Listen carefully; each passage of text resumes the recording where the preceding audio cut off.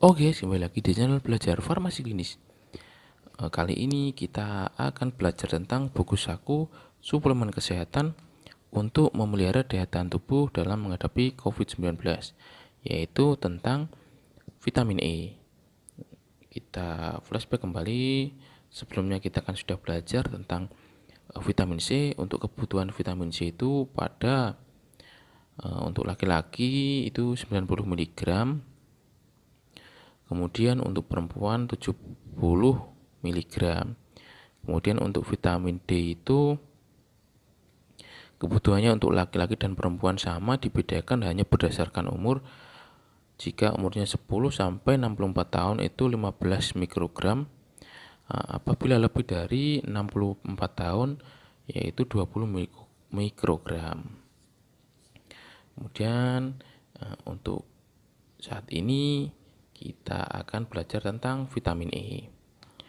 Untuk teman-teman yang membutuhkan file materi ini bisa di-download nanti ya di link deskripsi. Nanti tinggal klik langsung otomatis di-download. Kita mulai.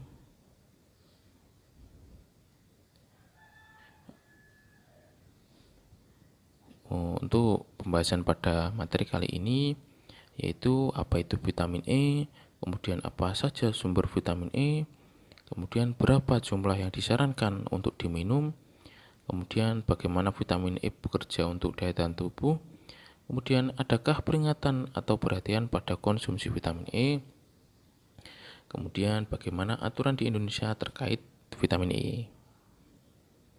Langsung saja kita mulai.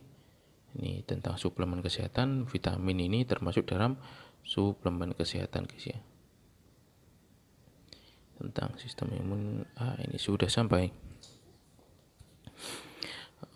Jadi vitamin E ini atau dikenal sebagai alpha tocopherol guys ya, nama latinnya, merupakan vitamin yang larut dalam lemak. Vitamin yang larut dalam lemak itu ada 4. A, D, E, K. Yang tidak larut dalam lemak atau larut dalam air itu ada 2, B dan C. Vitamin yang larut dalam lemak dengan aktivitas antioksidan ditemukan secara alami dalam beberapa makanan atau sebagai suplemen kesehatan.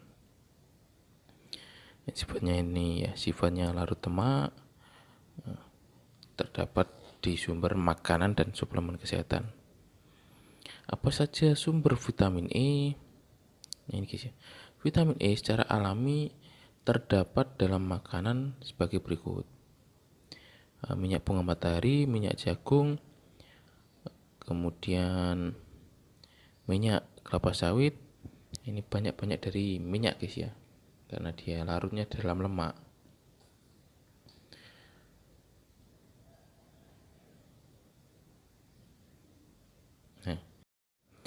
Nah ini berapa jumlah yang disarankan untuk dikonsumsi setiap hari. Untuk vitamin E ini sendiri dibagi menjadi 2 guys ya. Penggunaannya kebutuhan antara laki-laki dan perempuan. Sama seperti vitamin C berarti dibagi menjadi 2. Kemudian untuk laki-laki ini dibagi lagi berdasarkan umur. Jika umurnya 10 sampai 12 tahun itu 11 mg per hari atau setara dengan 24,2 international unit per hari.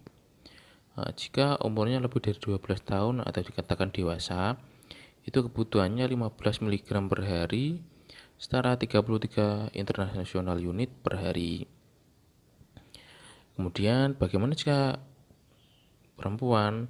Untuk perempuan ini untuk umur 10 sampai 64 tahun itu 15 mg per hari, setara 33 international unit per hari.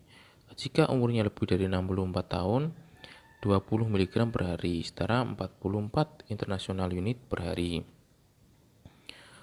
Jadi untuk laki-laki itu kebutuhan vitamin E yaitu jika dikatakan dewasa guys ya, 15 mg per hari. Untuk perempuan ini ada penyesuaian sendiri.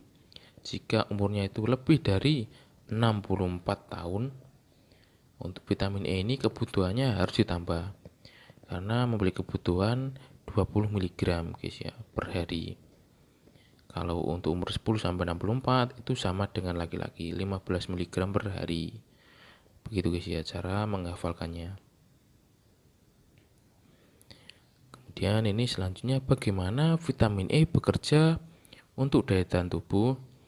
Aktivitas vitamin E dalam sistem daya tahan tubuh tidak lepas dari aktivitas antioksidannya.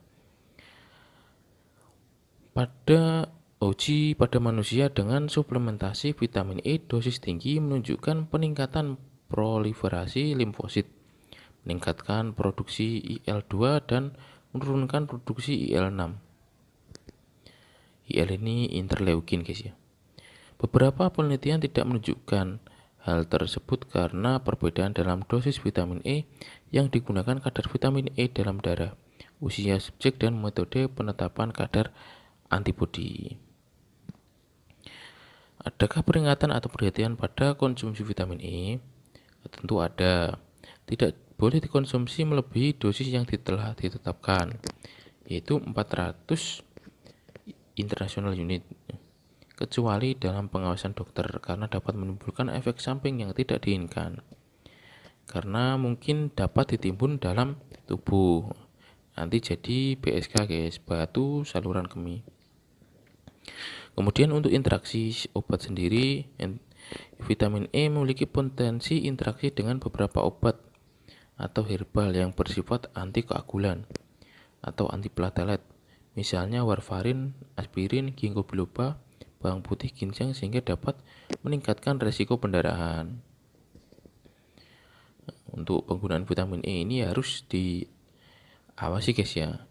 Tidak boleh bersamaan dengan penggunaan antiplatelet ya atau antikoagulan untuk pengencer darah. Nanti jika berinteraksi itu dapat meningkatkan resiko pendarahan.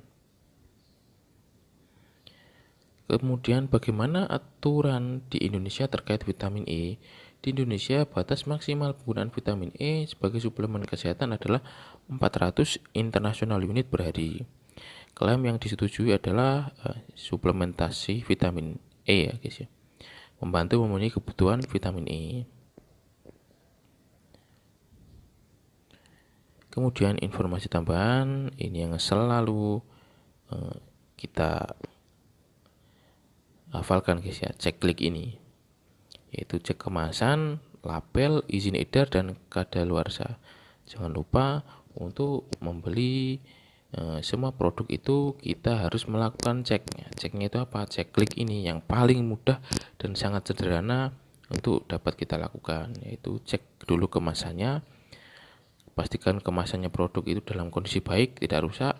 Kemudian labelnya, baca informasi yang ada dalam labelnya dengan cermat. Kemudian harus memiliki izin edar. Ini ada di nomor izin edarnya ya guys ya. Kemudian dan dilihat tanggal kadaluarsanya. Nah, begitu guys, sangat mudah dan sangat sederhana cek klik ini. Baik, sudah selesai. Terima kasih.